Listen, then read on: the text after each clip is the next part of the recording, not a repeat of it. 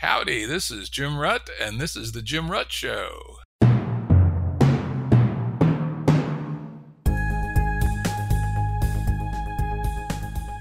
Listeners have asked us to provide pointers to some of the resources we talk about on the show. We now have links to books and articles referenced in recent podcasts that are available on our website.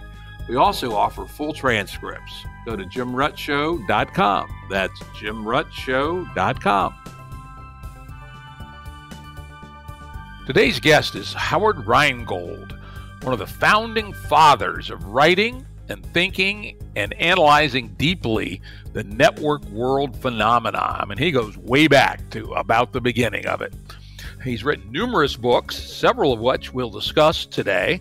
And as usual, any books, articles, or organizations we talk about on the podcast will be available on the episode homepage at jimruttshow.com. That's jimruttshow.com.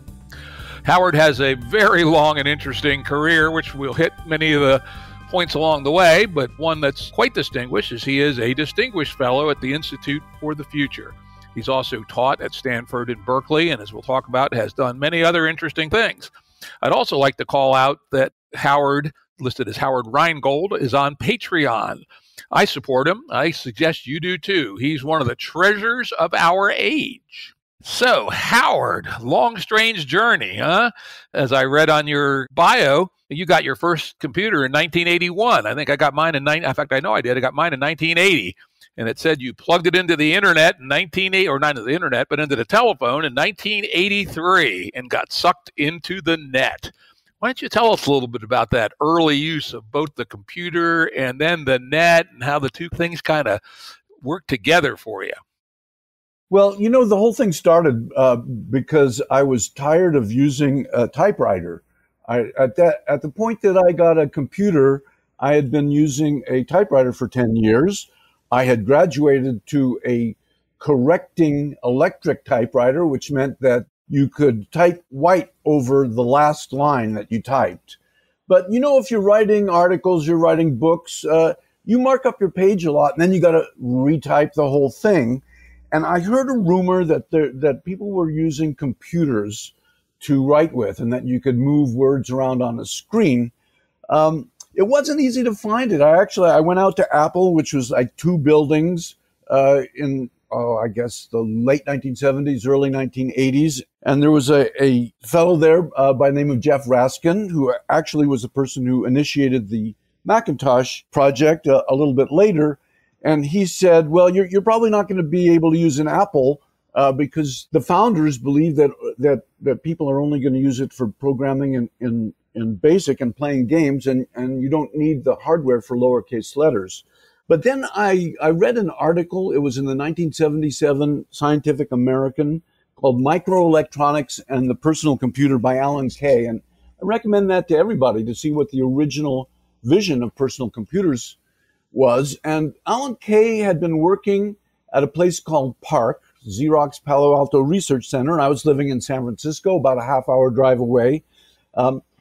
So I bugged them until I got some work writing articles about them, and that's sort of another story. And at PARC, I ended up walking around, finding interesting people to talk to and interview, and then Xerox would find ways to place those articles. And I ran into a person by the name of Bob Taylor. It's not a name that's extremely well known, but he was extremely important in the creation of the ARPANET and personal computing. And he was the person who had funded Doug Engelbart. And so I interviewed him.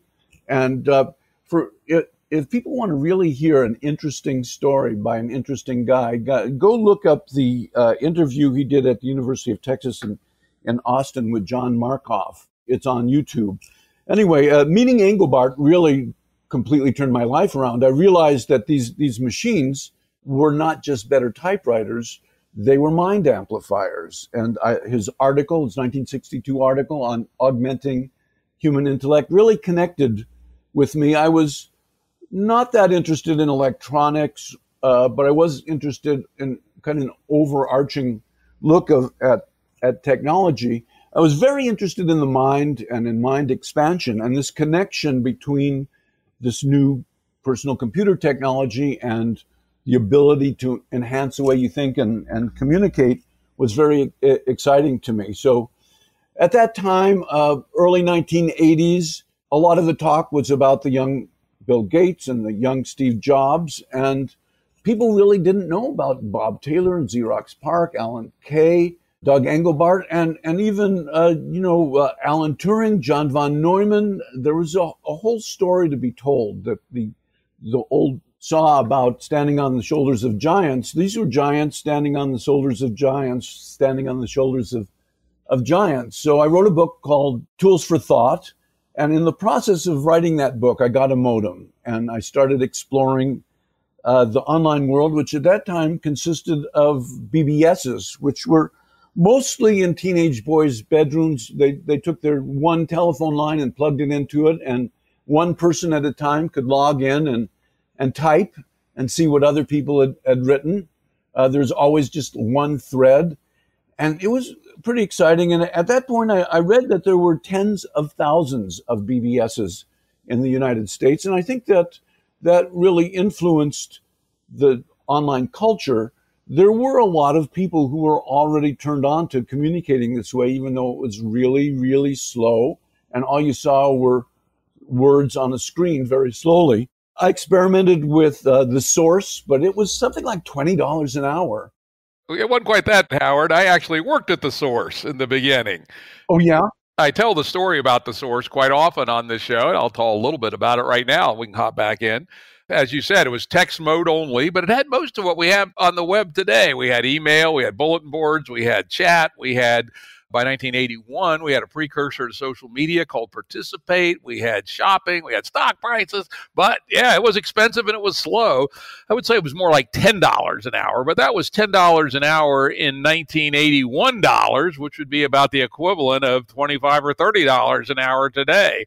And, people sometimes ask me, why would anybody do that for $30 an hour for, the equivalent of $30 an hour, but $10 an hour in the current currency then for character mode only, maybe 300 baud or 1200 baud if you could afford it.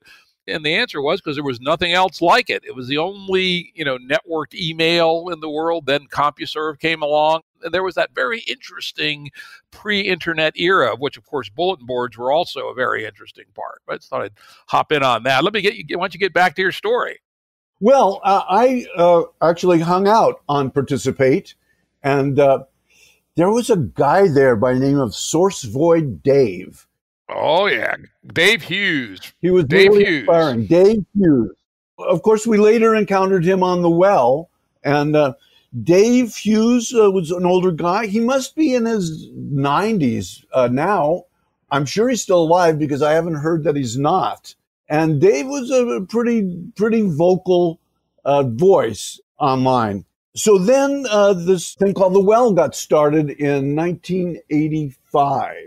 And it was started by the same people who had done the Whole Earth catalog. Stuart Brand and Larry Brilliant had started it. And I joined, I guess about 4 months after it started. And it was tremendously exciting to me. Again, just words on a screen. It was really slow. These were the days of 24 baud modems. And the server was so slow that you could log in, go make a cup of coffee and come back and you would be ready. And the words went across the screen very, very slowly. But it was very exciting. As a writer, it was exciting for several reasons. For one thing, I was alone in a room. Places like New York, I guess writers hung out in bars, but suburban Marin County, California, that really wasn't an option for me. But here I could write for a while, and then I could go hang out with these people online. And it was like writing as a performing art. And it was like writing as a group performing art. And I was just tremendously interested in it, and also interested in the network of people. One of the things that I think was useful about The Well was that it started with the Whole Earth Network, which was kind of diverse, particularly for the time. Most of the people online back then were men, but on the Whole Earth electronic link, a good percentage of them were women. And it was mostly white, but not entirely white. And it was school teachers and engineers and writers, a lot of people who later turned out to be technology correspondents like John Markov of the New York Times, Steve Levy from Rolling Stone and Wired, all hung out in the media conference there. It was like a watering hole for people who were interested in what was going on with technology. And so that's what got me really interested in following what was happening. Again, I wasn't really a technology guy, but it seemed to me that this was a new communication medium that had some characteristics that no communication medium had ever had before. So I was excited about that. I wrote a story for Whole Earth Review in 1987 on virtual communities. And I talked about how I could get to know people and know what they were interested in. And if I came across things that I knew would interest them, I could send that their way. And that if they knew what I was interested in, they could send things my way. And this, I think, one of the more interesting characteristics of online is that if you really cultivate a network of people who you think are interesting and who think what you have to say is interesting, and you feed that network by giving people information that you come across that might be useful to them, they will feed you back. And I have found that for everything I give away online, I get 10 times back. So that was exciting to me. It was writing as a performing art, but it was also this kind of online think tank in which we were all kind of consulting to each other. I tried to get a book proposal. I got a book proposal, but it took me 4 or 5 years to get a book contract. And I was told that publishers believed that only electrical engineers would use computer networks to communicate with. But I wrote The Virtual Community in, I guess, 1992. It was published in 1993. I had not really traveled very much before then, but I went around the world and I hung out with virtual communities in rural Japan and England and France. It was really something that was happening around the world, and published that book, quite a long time before this term social media came into being. In fact, the year it was published was the year of the New Yorker cartoon that said on the internet, nobody knows you're a dog. So that was really the start for me. Yeah, that was a very interesting book. If people are interested in the early history of online, that's a great one to read. And that was, I think it was published in about 1993, something like that. Yeah. Yep. Very, very interesting. Goes into the experience of the well and a bunch of other things. One of the things that you talk about in there, which I think was prescient, there's so much that's prescient in your work as I've gone through it here the last week or so getting ready for this podcast, is you had a section that you called real-time tribes. Now, the technology that they use, IRC, which was a long-range multi-room chat kind of protocol with lots and lots and lots of channels, has become sort of obsolete, though now we have WhatsApp, very, very similar conceptually. But what I thought that really jumped out at me as prescient was the idea of tribes. The online world from that time forward, and actually going back to the 80s, was organized in many ways in many, many, many, many groups of specialized interest that one could think of almost as tribal. And they formed their own culture. They formed their own language. We hear about some of the sort of tribal aspects today, like over on the Chans, where the people have their own language. Quite interesting. What can you say about the idea of tribes online and how relevant is it today? Well, so I mentioned that I thought that this medium had some unique characteristics, one of which is many to many. It used to be that you had few to many, that if you were a newspaper editor or you had a television station, you could broadcast and then millions of people would listen to you. The thing about the internet as a communication medium is that anybody can communicate with everybody. Whether they will listen to you is, another story. The other characteristic I thought was interesting was that you could connect with people who shared your particular interests, whether or not you had known them before, and even if they were on the other side of the world. And that could be anything. It could be, raising dogs or horses, or it could be your political beliefs or your religious beliefs. If you had a rare disease, you could connect with other people who had that disease, or you were a caregiver, you could connect with other people. And of course, these days, we can see that if you're a Nazi or a a racist or a terrorist or a criminal, you can also connect with others.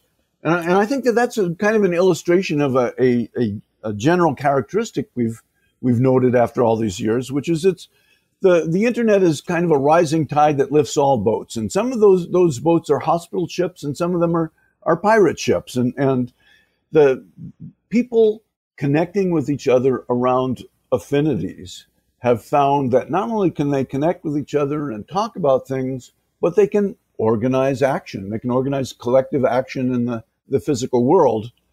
We'll have to loop back to that idea when we talk about smart mobs. But, back then, the idea that you could find 10 or 20 or 100 people who shared your particular concern and spend all day talking with them. I remember one of the things that got me interested in this idea of tribes was the Usenet. There's a certain percentage of people who don't understand that there was social media decades before Facebook, but Usenet, originated on college campuses.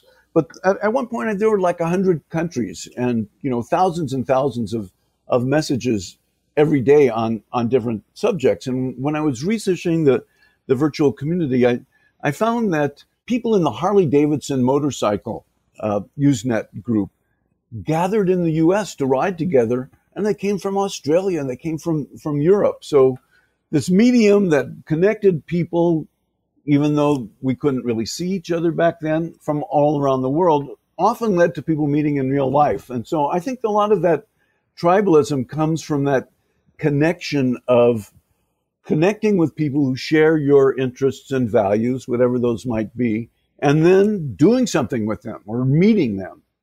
Yep. I remember back on the Well in the early days, I think I joined the Well in 1989. I was actually at a business meeting in Boston chatting with Mitch Kapor about a project that we were both interested in. And he had joined the Well like the week before. And he said, "Hey, Jim, you got to join the Well," right? And so I did in December of 1989. And, I was taken to it quite quickly. One of the things that was quite interesting about the Well, particularly in those early days, is probably a third of the people on the Well had been recruited via their tribal affiliation with the Grateful Dead, the so-called Deadheads. And they had numerous, frankly, I'm not a Deadhead. I've been to 2 Dead concerts, but they had various conferences about various things, and they swapped, bootleg recordings of sessions and things of that sort. And it was a mega tribe that had multiple subcomponents and everything else. And yet it was quite significant on the Well back in those days. Well, in fact, I think the Grateful Dead people on the Well really kept the Well alive financially. It was, I think, $2 an hour at that point. And Grateful Dead fans met at concerts and would hang out in the parking lot before and after the show and during the show, but then they dispersed.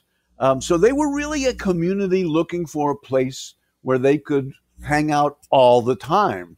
And they've got lots of things to talk about, set lists and endless arguments. I guess any fan group does the same thing. And in fact, I had gone to a Grateful Dead show when I was in college in 1968, but had pretty much forgotten about them. But the people I met on the Well brought me to Grateful Dead shows. So I got back into it in the 1990s. But definitely, the Well probably survived as a viable business because of the Deadheads. And one of the things when I was researching the book, talking to Kevin Kelly about the design of the Well, was that they designed it to be a business that would stay in business, that they would bring in enough revenue to pay the bills, but they weren't after profit. One of the interesting events, I don't know, maybe before or after you had joined, was that so many people had joined, the server was really slow, and the users of the Well organized to buy a new server. We literally pooled our money, gave it to the Well, and said, "Look, we will buy our $2 an hour in advance so that you could go buy a new server." It's hard to think of any other business in which the customers buy the equipment for the business. And because most of the people on the well in the beginning were in the San Francisco Bay Area, we began to get together for parties. So, marriages were formed and marriages broke up and people died and people sat by the bedside of people who were dying. We passed the hat when someone had medical bills. That's what got me thinking that this was very much like other communities. It's interesting they mentioned the server barn raising. That was a bit before my time, but you may know that in the later days, the well was owned by Salon, a online magazine essentially, and they totally ignored it after an initial flurry of interest and let it run into the ground. And they were about to close it when it was bought by somebody else, or they had some financial crisis or something. And the well members got together and bought it. So there was 11 of us, I was one of them, actually, that each chipped in and bought the well from Salon, and we've run it as an independent company ever since. And frankly, just as you talked about with Kevin Kelly, it's cash flow positive, but not very. Nobody bought into the well for its financial cash flows that come out of it. We all bought in it because we care about the community. And as you said, so many things. I mean, I still recall this was so eerie, and essentially an online wake with Tom Mandel. Remember Tom? Yeah, sure do. Yeah, he was a real active member of the union, a good friend of mine, and we got to know each other in real life too. And he was dying of brain cancer. And the day he knew he was going to die, he started up an online wake while he was still alive using the send function on the well, which is kind of a very rudimentary chat.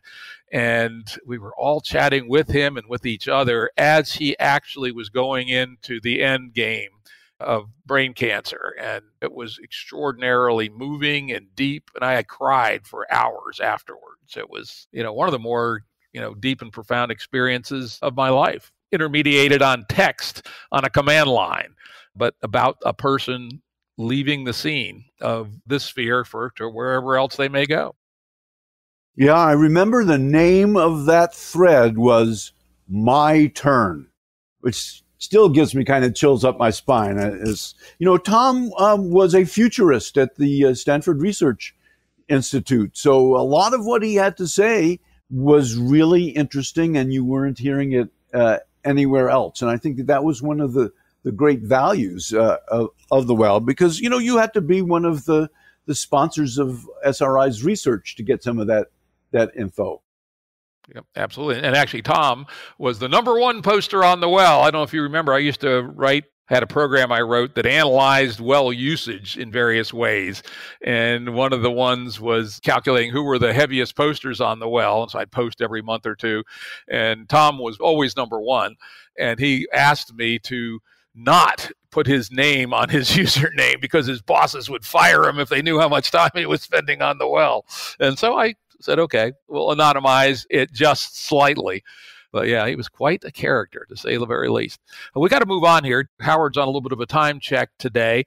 One more thing I would like to talk about from that book, which is, again, very prescient, was you discussed 3 risks to the future of online. And 2 of the 3, at least, have become, to my mind, very, very important in the current trajectory of our online world. The first one you talked about as commodification, that this isn't just a bunch of happy hippies running on a vax in the Bay Area, but, somehow this is going to become commodified big time. And you talk a fair amount about Prodigy and, its attempts to get hegemony in that world. Of course, that never happened, but they tried. And then you also talked about risk number 2, surveillance, control, and disinformation. Well, guess what, sports fans? What's life on Facebook and Twitter but surveillance, control, and disinformation? And then the third one, I think a little bit less important in the online world, but perhaps important in the gaming world, which is the hyper-realist critique, which is that the presentation of reality in computers could be so refined that it might actually replace people's desires to engage in the real world. So again, I think those, especially the first 2, huge. I'd love to get your thoughts on what we were thinking at the time and what you think now about commodification first, and then surveillance, control, and disinformation. Well, when I wrote the book, again, I was excited by this new territory, and I wasn't particularly an expert on it. And I thought about what are the major ways that this could go bad. And those were three ways it could go bad. I also mentioned enclosure. Back then, it was Bill Gates. Maybe Bill Gates will take this over and sell it back to us. Interesting, it was probably Mark Zuckerberg wasn't born yet back then. And then the other one, I thought, well, what's the most important thing? And I felt that our freedom, the health of democracy, will, when when most people are online, will democracy be healthier? Will we have more freedom? And that led me to discover this literature I'd never heard about the public sphere. So I want to circle back to this idea of the public sphere, because I think that is a contemporary danger. But this whole issue of commodification, well, now they call it surveillance capitalism. It's really the marriage of surveillance and commodification, in that the business model. And, I was really there when the attention business model started. I was the founding executive editor of Hotwired, which was the online zine of Wired magazine. I quit pretty quickly because of the direction that they were going, but we were excited by the idea that we could put up a banner ad and sponsors would pay us for that, and then we could go pay people to write and to create art. How you made money online was a mystery, and people laughed at you if you said you were going to make money on the internet prior to Netscape going public. And then things got really interesting. So we had the first banner ad, and we did not realize what that would lead to. It's not just the ad, of course. It's tracking what people are doing online and using the knowledge of their preferences to customize ads and then sell that filter, that attention of particular audiences to advertisers, which, sounds pretty good, actually. However, it expanded so much. If you're talking about Facebook, not only do they record every move of your mouse when you're on Facebook and every like that everybody makes on anything that you've ever done, but they follow you around the web elsewhere. If you log on to sites using Facebook, they know what you're doing.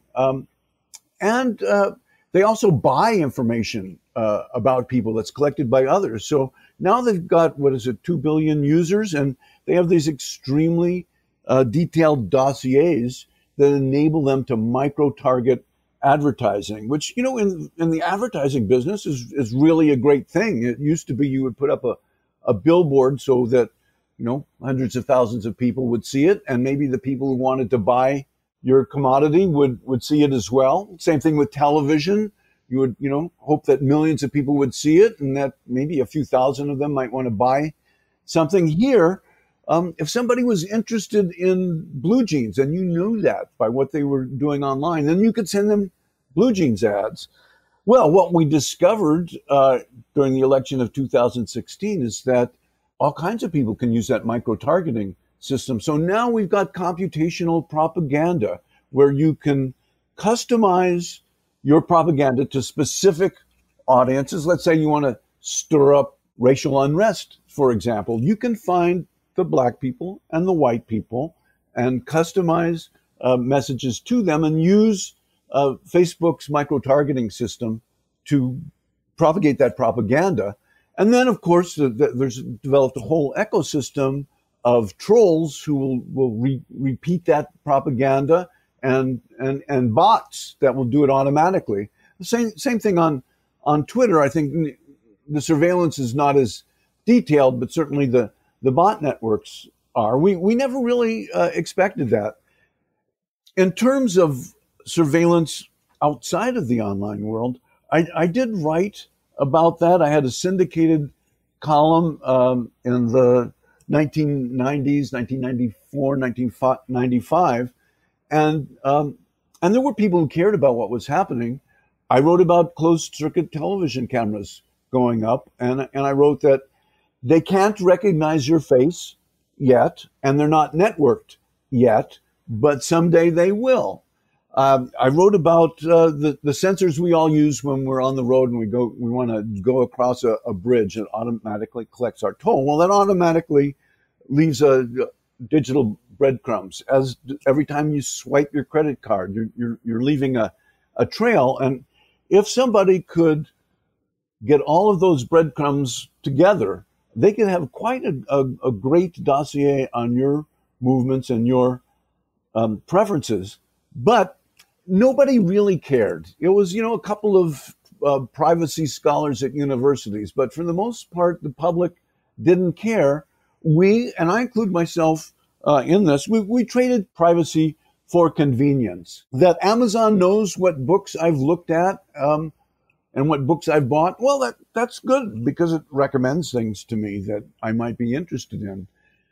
I think you can see kind of a theme here. It's that rising tide lifts all boats thing, is that a lot of these things that are very useful to people can be subverted. And, well, the rising tide lifts the boats of the wealthiest enterprises more than it does of individuals. So now we've got, so back in the days of the well, there was Usenet, there was IRC, there was the well, there were BBSs. All of these were smaller or larger enterprises, but they were nothing like the semi-monopolies we see today. You've got Amazon, Apple, Google, Twitter, and Facebook. So many people these days don't understand that those were all invented because we had an internet that was designed to enable people to innovate on it, no matter who you were.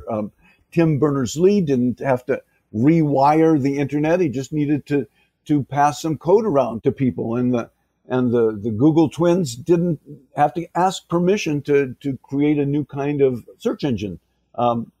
That kind of open innovation, I think, is tremendously threatened by this enclosure, by these giants. If you really want to innovate these days, you either have to work for one of those guys, or you've got to do something that's far enough away from their business that they're not going to steal it.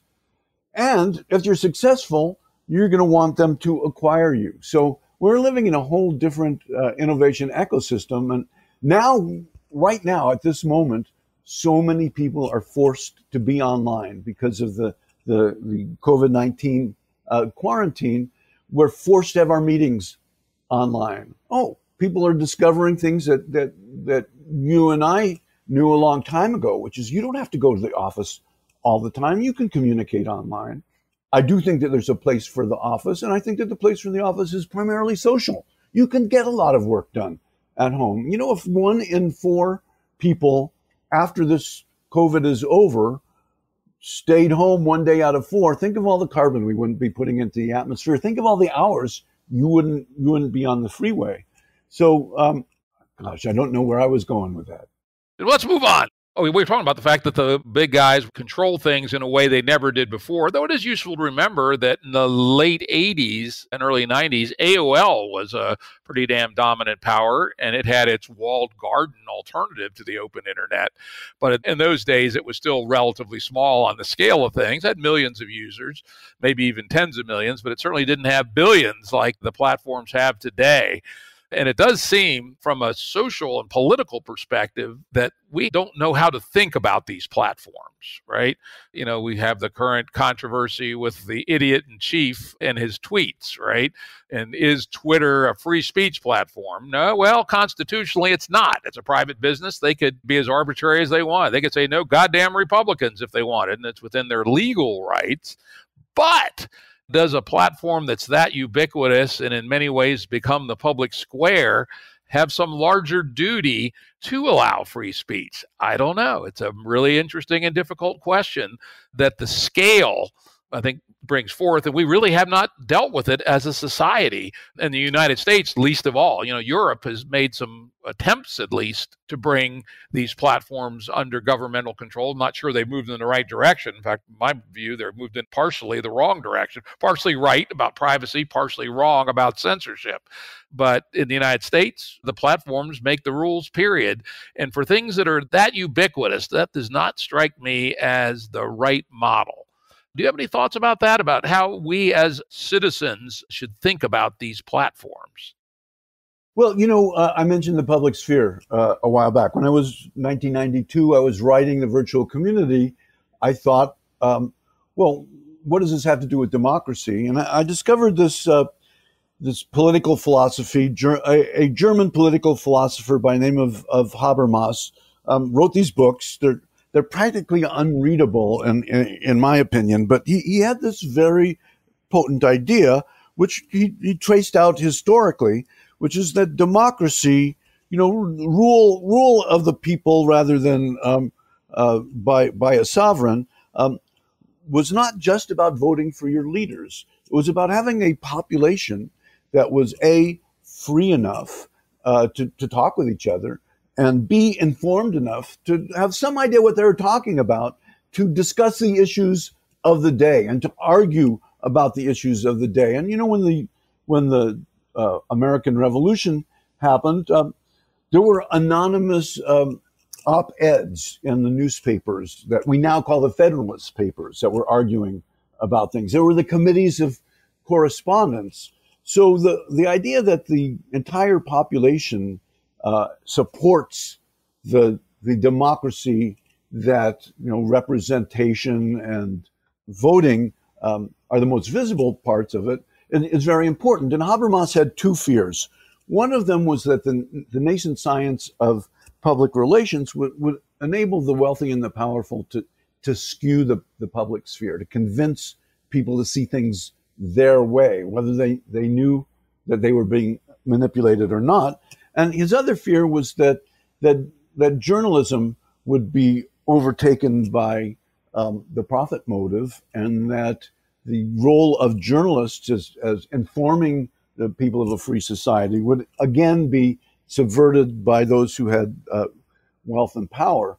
Well, what he didn't foresee was computational propaganda on the scale that we're seeing, and also the scale of things. So let's say that Twitter and Facebook wanted to eliminate the misinformation that was being broadcast. And there's a big gray area in political discourse. You may say something that I think is totally bogus, and we can argue about it. But, something like if you swallow disinfectant that may cure COVID, that's literally life-threatening misinformation. If these platforms with billions of users wanted to police that, they would be unable to. So we're kind of in a bad position here, in that we're certainly seeing in the case of Facebook that they are reluctant to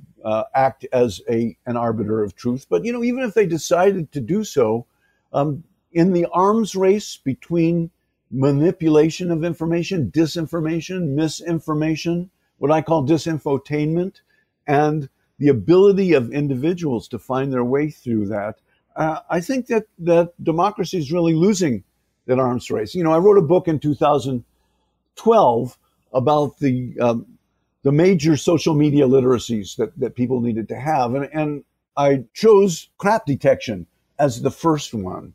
Well, no, I chose attention as the first one and crap detection as the second one.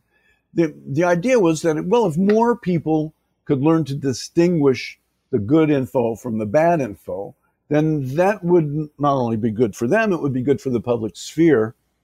This happened a long time ago, before Google, but my daughter, who's now grown, when she was in middle school, she started using InfoSeek and other search engines to do her homework. And I sat down with her and I said, look, you get a book from the library. There was a publisher, an editor, a librarian, the teacher who assigned the book. All of them were kind of gatekeepers that will guarantee to you that the information in that that book is more or less accurate. You can put a query into a search engine and get a million answers in a couple of seconds, and it's now up to you to determine what's real info and what's bad info. I use the example of a site called martinlutherking.org that is actually run by Nazis. It looks like it's a biographical site about the civil rights leader, but if you look at it a little bit deeper, it's kind of a dark story about him. So I showed her that you could use Who Is and find out who's behind this.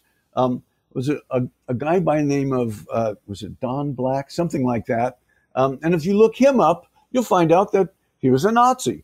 So, you know what? That was fairly easy to find out. But nowadays, you've got AstroTurf sites that look exactly like they're an environmentalist site, but they're actually run by a chemical company. There is so much sophisticated disinformation out there that the education to enable people to sift through it is much more important. And as far as I can tell, completely lacking in educational institutions. Yeah, we'll get to that. We'll get to that soon when we talk about NetSmart. Oh, okay. But those are very, very important things. In the interest of time, we talked about some of the negatives, but I always like to do this because so much of our discourse about the nets today are about the negatives on the net. But there's a hell of a lot of positives, right? Otherwise, why would people be doing it? And you wrote quite a bit, at the end of Virtual Communities, you talk about the formation of the EFF. I helped out on that in my own little way around the edges. And then you talked in considerably more length in your book, Smart Mobs, about how people can use these online tools and these platforms to do good things. Maybe you could talk a little bit about your perspective on those two things, for the EFF story and in Virtual Communities, and then transition into Smart Mobs. Well, one of the things that got me thinking about community was that there was a parenting conference on the Well. And although, our arguments got pretty hot in a lot of places. In the parenting conference, we were talking about our children. And although we might have argued about things elsewhere, it was really a very convivial place. There was a guy by the name of Phil Cat, was his online name, who organized a baseball game after a while so that all of us parents could get our kids out and meet each other face to face. And not too long after he started organizing those baseball games, Phil came online and disclosed that his 15-year-old son had been diagnosed with leukemia. And overnight, literally overnight, a support group materialized. And, we did pass a hat and raised about $15,000 for medical expenses. But there was a nurse on there who could give him answers at 11 at night when he wasn't going to call his doctor.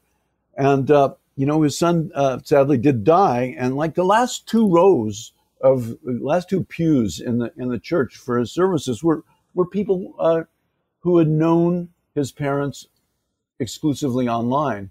One reason I tell this story is that 10 years ago, I was diagnosed with cancer, and I went to daily radiation treatments, and I needed to get people to drive me back and forth to these radiation treatments. And a lot of people that I had known on the Well decades before just signed up spontaneously to help me. And by golly, one of the people who drove me was Phil Cat. And, I think I mentioned before that if you have a rare disease, if you have a disease that only 1 in a million people have, well, there are 2,000 others on the internet, and you can connect with them. If you have a disease or you're a caregiver for a disease, you know very well what I'm talking about, that there is support you can find online. There's support you can find in the middle of the night when nobody else is going to talk to you. And these people are going to help you out in the real world in many, many instances. Then, of course, I started researching Smart Mobs because I was traveling a fair amount by that time. And I noticed that people in Tokyo were looking at their telephones. Why would you look at your telephone? And then a couple of weeks later, I was in Helsinki, and people were looking at their telephones. In 2000, people in the U.S. were not texting. That really took off with the iPhone in 2007. So, that was, what futurists call a signal. Something's going on here. I wasn't sure at all what it was. But then I found out about, there were a couple of things that happened. One was called the Battle of Seattle, where the World Trade Organization had a meeting there. And the people who were opposed to the World Trade Organization, really for the first time, used laptops and the internet and mobile phones to coordinate their actions. That may not seem like a big deal today, but that was a big signal back then. Oh, I remember that. That was huge. That was huge. Yeah. Yeah, and it seemed like that was a watershed of some kind in terms of political power, that the state and established central powers, they had the radio telephones in their cars. They had the ability to coordinate with each other. Suddenly, citizens could do that. And then in the Philippines, there was Joseph Estrada was the president of the Philippines. He was accused of corruption. There was a big trial in the Congress there. And when a lot of his political allies tried to shut that down, people in the Philippines sent out text messages saying, show up in the main square, wear black. And within 15 minutes, millions of people started showing up in the main square there. And of course, the church and the military had a lot to do with it, but the Estrada regime fell. And that was really the first time that people took collective action within minutes. People who didn't know each other, who really weren't in the same political party, were able to use their telephones to coordinate collective action in the physical world. And that to me was the final signal that this was something really worth looking into. And as a writer, I always try to do what any good journalist does, which is go find some experts and see if they know what's going on. When I wrote the virtual community, I found I couldn't find any professors who would talk about this, but I found a graduate student at UCLA in sociology by the name of Mark Smith, and I asked him, why would people give away information to strangers online? And he said, knowledge capital, social capital, and communion, which I think is still true and important. So I turned to Mark Smith again around 2000, 2001, and he said, it sounds like the fact that people are carrying phones and that they can connect to the internet has lowered the barriers for collective action. And we saw, remember that book, Smart Mobs, was published in 2002. Arab Spring happened in 2011, so much later that most journalists had forgotten about that. But, the Arab Spring was all about Twitter and Facebook. The Egyptian revolution started with a Facebook page. And of course, the Egyptian revolution was hijacked by the military. As revolutions quite often are hijacked. But the fact that they were started spontaneously by people using social media was a watershed. And in fact, for an edited volume for MIT Press, I spent some time just collecting instances of people using mobile phones. They weren't quite really smartphones yet, and the internet to coordinate collective action all over the world, including the People's Republic of China. And there were hundreds and hundreds of incidents. And then again, disaster relief after the tsunami in Asia. Really, again, literally within minutes, the South Asian Tsunami blog was set up that helped coordinate people's actions. I remember one instance in which someone said, I've got 50,000 nails that I can contribute to people who are building temporary housing in Indonesia. I can get them to the dock if somebody can get them over there. It's called, emergent response. Happens in all disasters. Before the official first responders get there, it's the people in the neighborhood who dig you out. Now we're seeing this emergent collective response happening worldwide. And it's happened. There was the People Finder Wiki after Hurricane Katrina. So many people were scattered. How were they going to find their families? They were using Craigslist. They were using Usenet. So the Katrina People Finder, I remember they put this together very quickly and they scraped all of these other sources so that people would have a single place to find their relatives. And I remember talking with the people who set it up, who said that somebody had found a way to get their data flowing much more quickly. And they located this person and they called him and he said, I'd be happy to talk to you, but I have to go to school now. He was 15 years old. So we've seen so many instances, and we will continue to see so many instances of what's called mutual aid. We're seeing it right now in the United States with the failure of a government to coordinate leadership around the response. We are seeing mutual aid organizations popping up everywhere. I wrote a post on it on my Patreon, and in order to give some credibility to my theorizing, I started looking up a few, and I stopped at around 20 of different efforts around to coordinate response. So mutual aid is as potent as all of the negative effects we're seeing. Again, I think we need a more nuanced discourse about technology that recognizes there's a very big gray area, and we really have to talk about how we want to act as users and designers of technology. It's not just black and white. It's not, I think until fairly recently, people considered the latest technology to be a good thing. It was progress. Now people are asking questions about it, and I think that's important. Yep. That's where we're at today.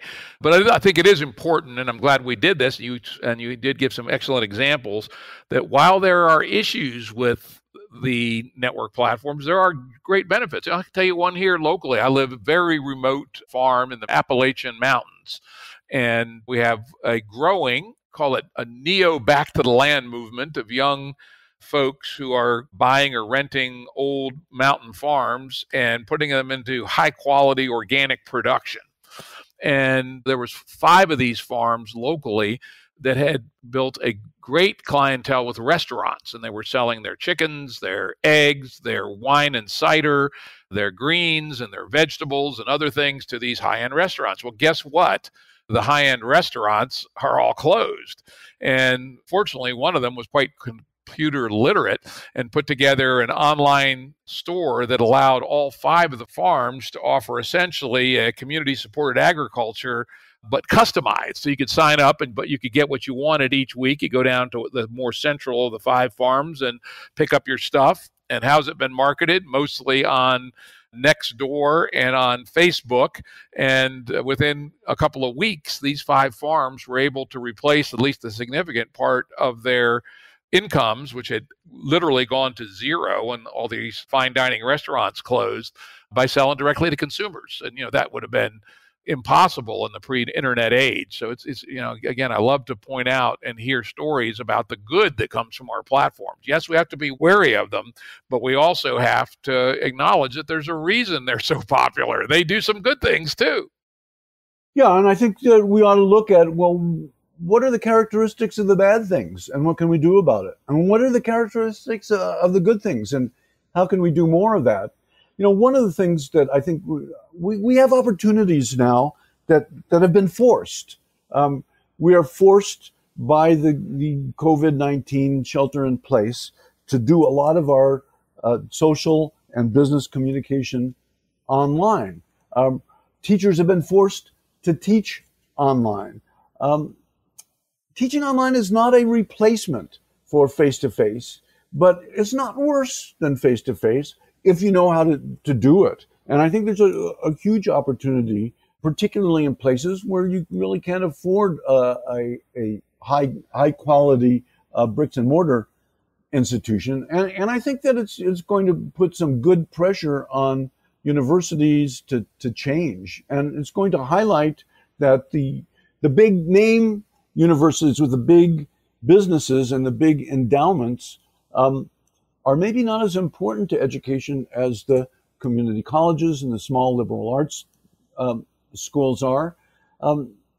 Another forced opportunity is that transporting thousands of people, thousands of miles to have a face-to-face conference just isn't happening.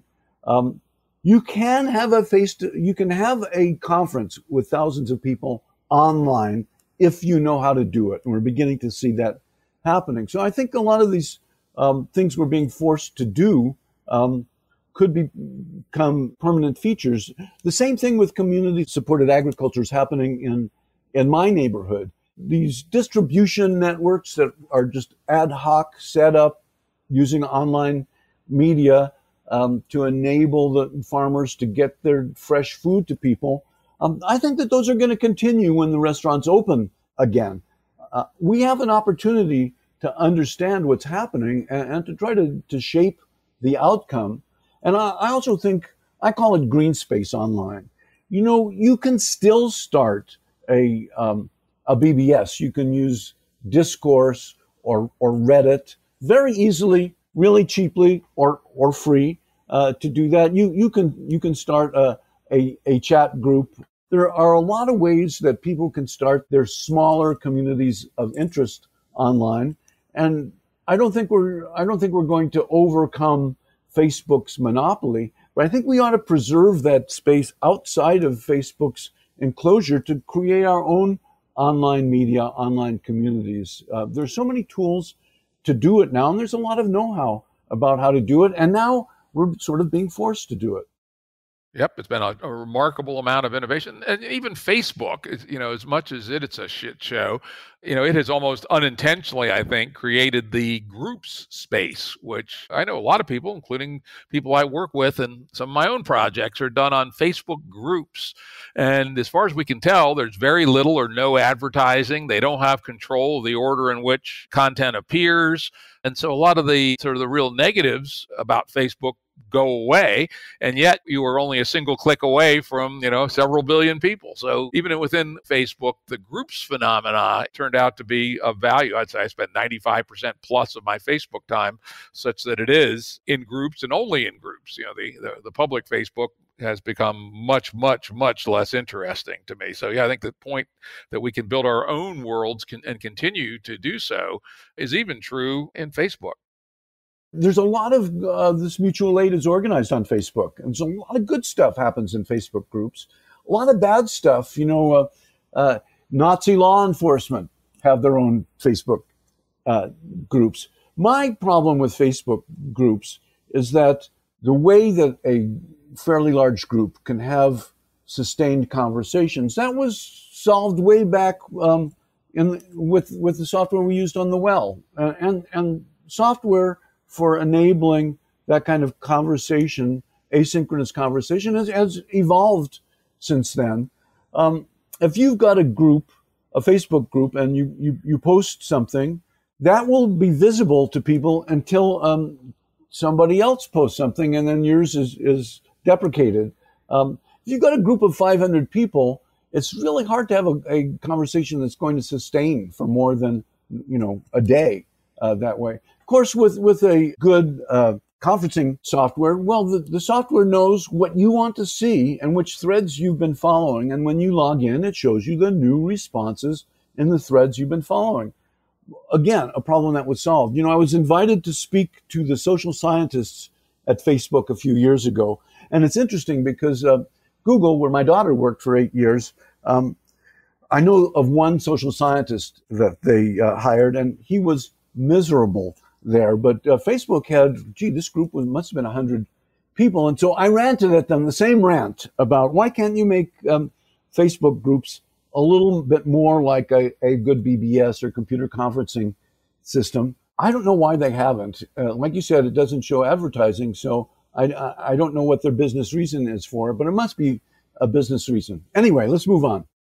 Yeah, let's move on. Let's move now to your most recent book, NetSmart, which I believe was published in 2012, which must mean it was written in 2010 or 2011. And again, pretty prescient about the trends of the world.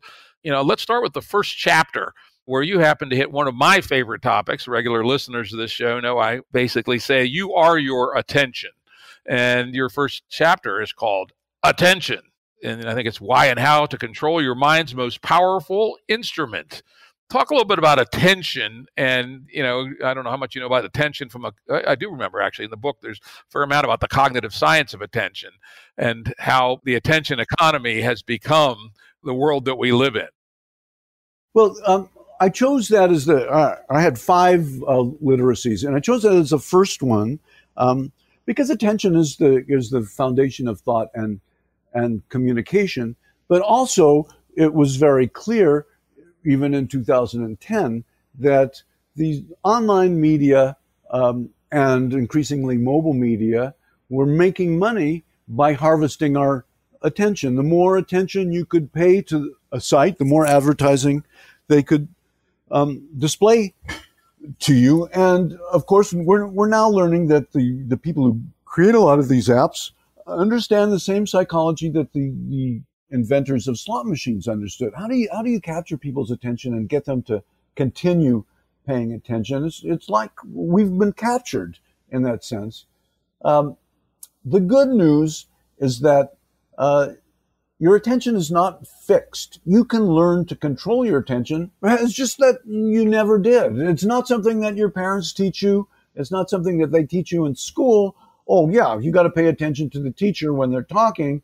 That doesn't really mean that you've gained control over your attention. That, again, I did my research, and the good news is if you look at multi-thousand-year-old contemplative traditions and you look at a lot of the cognitive science and neuroscience about attention, it's certainly possible to train your attention.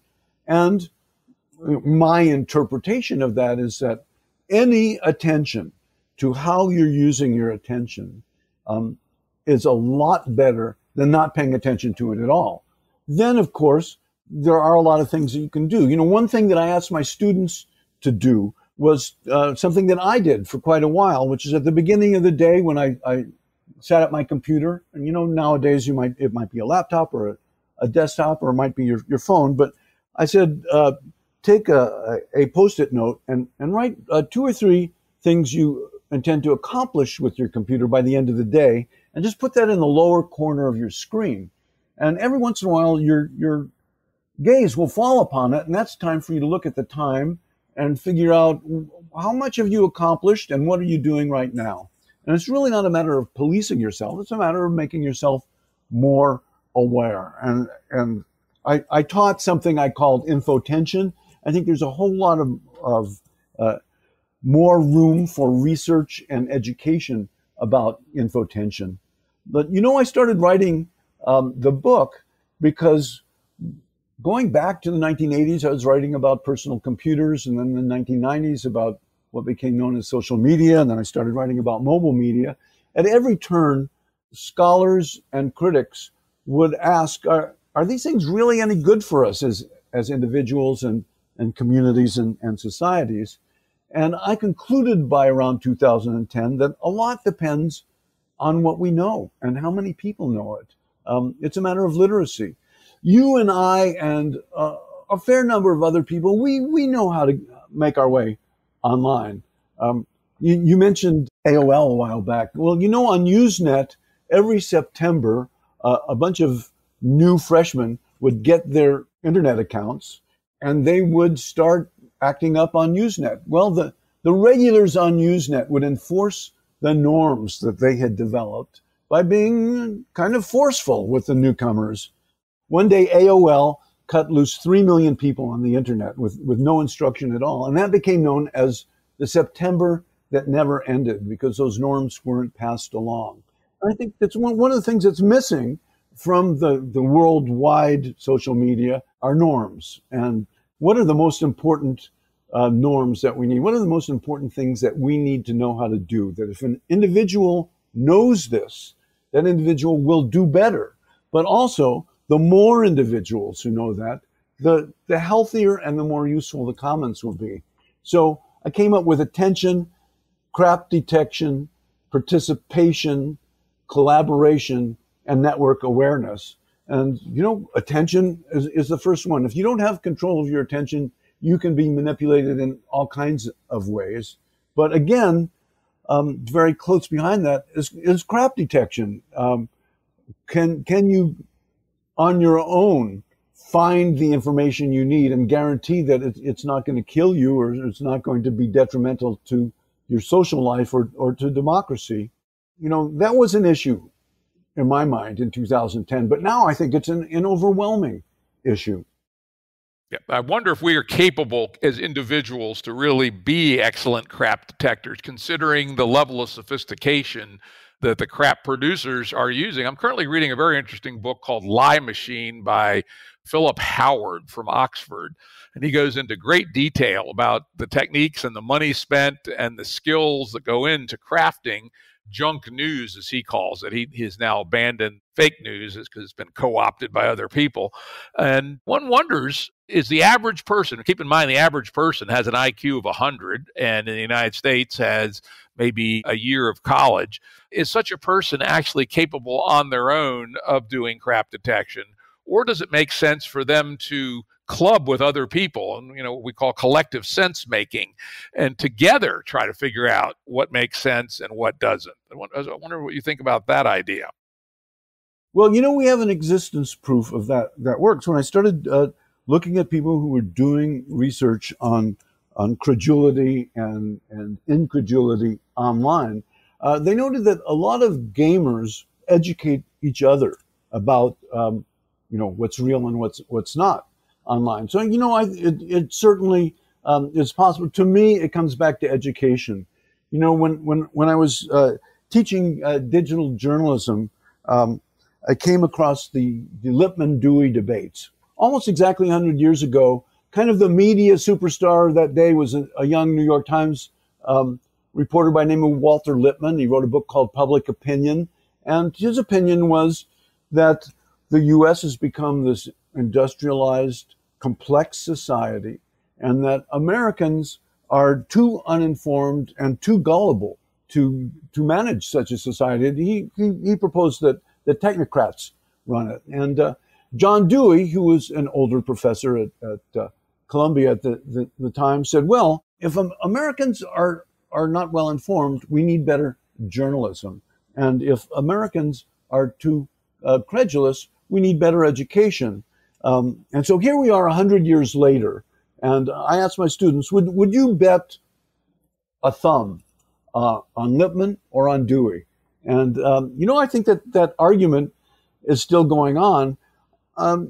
For better and for worse, education systems are very conservative in the sense that they take a long time to change. So we have a society in which the technology is causing social changes at a rapid rate, but educational systems are not really dealing with it. And I think this kind of educate each other in tribal education, for better and worse, is what's happening today online.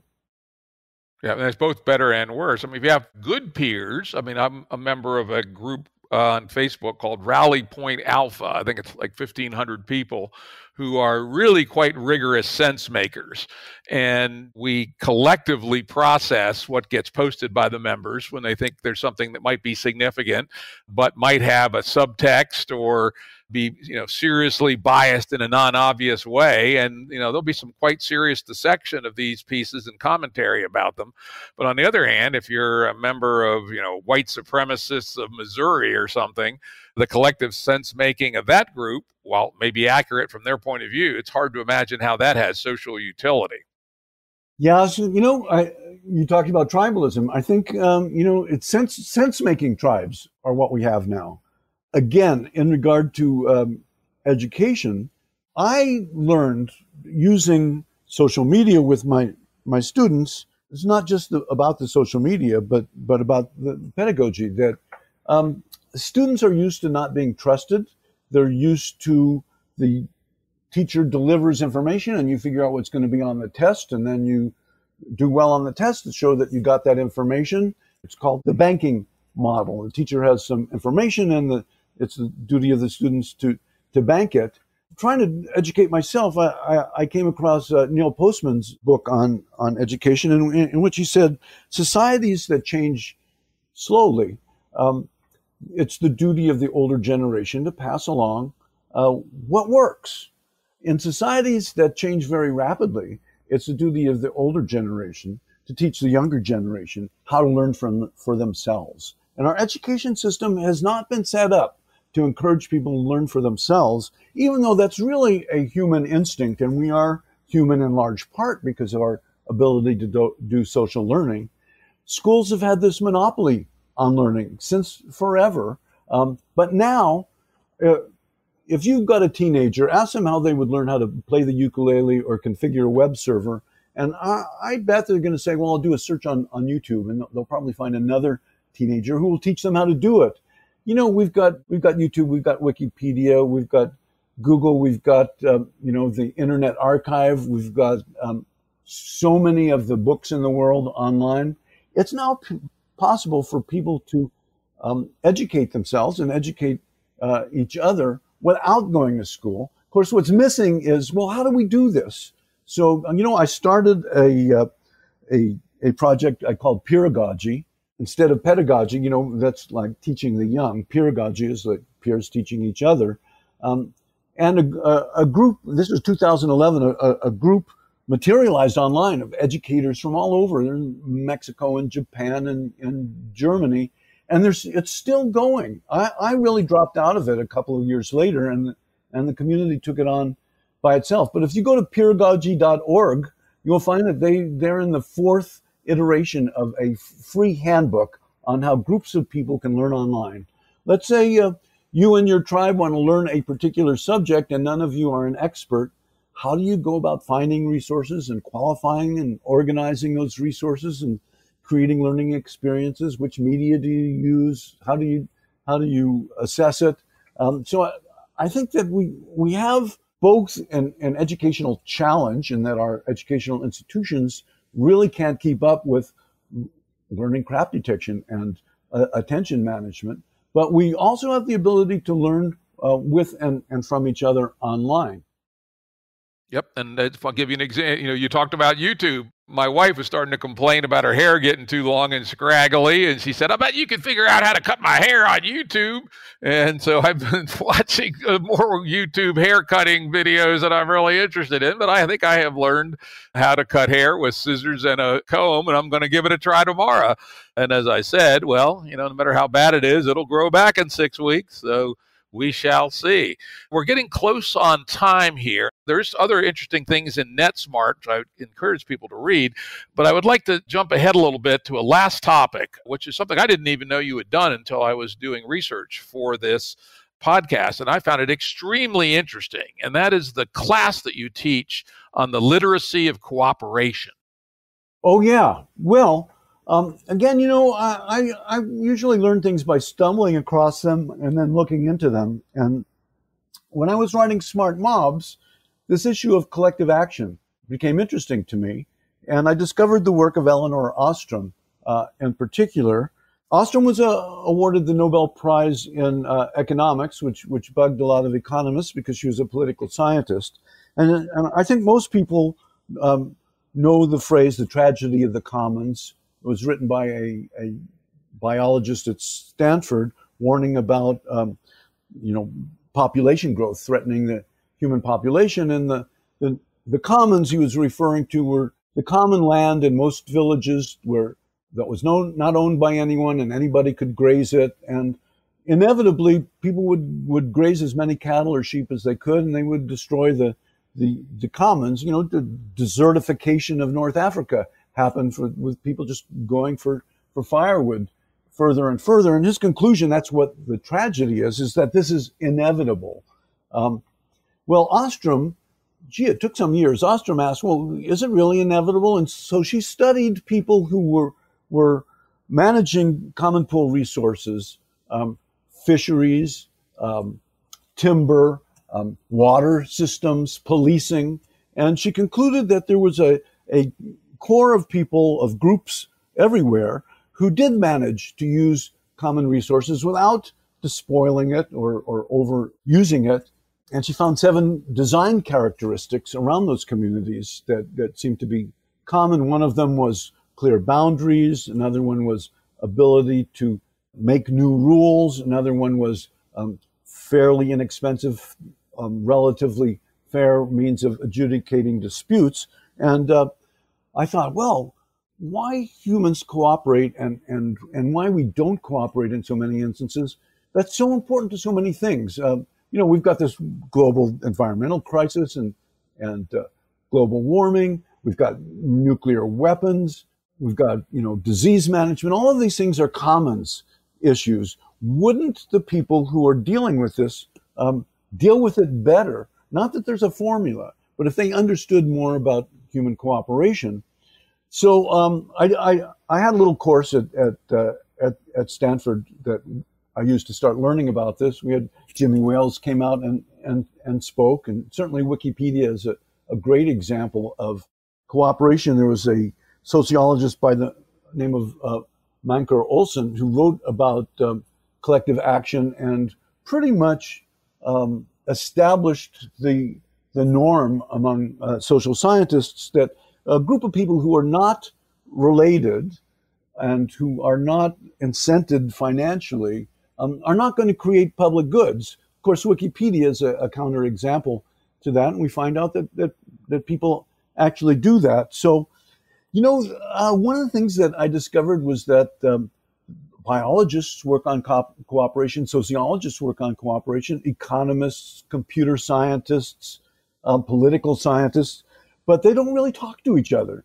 And so I thought, gee, an interdisciplinary study of cooperation, how important that would be. I actually was invited to give a TED Talk in 2005, and that's what I gave the talk on, calling for a new science of cooperation. I'm happy to say that that's happening now. There are centers at Arizona State University and in Amsterdam where they're doing this interdisciplinary study. I was naive about the role of interdisciplinary work in the university. You are rewarded for your specialization in a university, and every minute you spend in interdisciplinary cooperation, you're really losing out. It's an opportunity cost. So those institutions are not really designed well for collaboration, although they certainly are trying. So I started this online course in which I would introduce people to the literature. And again, this is one of the things that I learned teaching blended learning at Berkeley and Stanford, but also running my own courses online, was that, yes, we had a weekly live session, like the Zoom sessions today. I use different technology, in which I gave short lectures. But during these lectures, the people who participated, they searched and put the things that they found in the chat. Other people can contextualize those with a couple of sentences describing them. Other people created a wiki page for that session. So again, the pedagogy that I learned was to give up some of my control as the teacher and to ask the students to become more responsible for their own learning. And in my experience, they react really, really well to that. They haven't been trained to do that, but that's something that humans naturally want to do. So I taught a bunch of people, and a lot of them are in like peace studies or in studying housing and homelessness. And I'm hoping that having a kind of a 50,000 foot view understanding of what we know about cooperation, which is a great deal, and what we don't know about cooperation, the obstacles to it, which is a great deal, that people would be able to do a better job. Again, I think that this ought to be a major in universities. People ought to do interdisciplinary studies of cooperation and collective action. Yeah, very, very good. Are you still offering the course? I haven't done the course in a couple of years, but I guess a year or so ago, I took the curriculum and I turned it into an 8-part annotated reading list for that. So I may give the course again, but if you want to do your own readings on this, I've got this 8-part. It's open to the public on Patreon. Patreon. I quit Facebook because I hate what Facebook is doing to the world, and started sharing on Patreon. And what's interesting about Patreon is that they don't have the surveillance capitalism model. They're not serving ads to you based on your preferences. They're enabling people who believe in what you're doing to contribute $1 a month or $2 every time you do a video or a podcast. And I've always liked the idea of writing for, or showing my art for, or teaching for a public rather than an audience. An audience is really from the broadcast age. They're people who read your stuff or view your stuff or listen to your stuff, and maybe they'll send you a fan letter or buy something. But a public, and again, it's only the internet that's made this possible. A public can link to you. A public can disagree with you and debate with you. A public can join you for collective action. So I like writing for my patrons. So about half the material I put up is only for the people who pay $1 a month or $2 a month or whatever. But the rest of it is free to the public. And I like that platform a lot better. I don't think that the people paying each other business model is going to take over from the surveillance capitalism model. It's too bad we didn't have micropayment technology so that we could have started out with people paying each other. You know, I would pay a fraction of a penny to read something, and I might read a bunch of things every day, and it wouldn't make a huge difference to me. I might even come out ahead if people read my stuff. Of course, that was what Ted Nelson wrote Computer Lib in 1974, in which that's what he hoped would happen. And Patreon is kind of a step in that direction. Yeah, that's a good thought. And again, I think when I think back to this long arc that we've both been on since the early 80s, to my mind, where things started going in a direction that I like less, though as we said, there's good and bad, is when advertising became the predominant paradigm. And I think we both know Chris Anderson, I think, one of the founders of Wired. And he wrote the very influential book, Free, that essentially supercharged the phenomena of all online business models that could be free, should be free.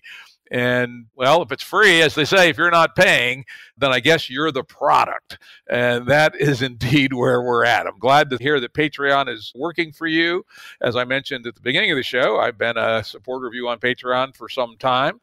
And I would encourage other folks to check out Howard Reingold on Patreon. With that, I think we're at the end of our time. I just would like to thank you again for this very interesting survey of your work and the history of the online world. It's entirely my pleasure, Jim. Very great. Very good. Thank you.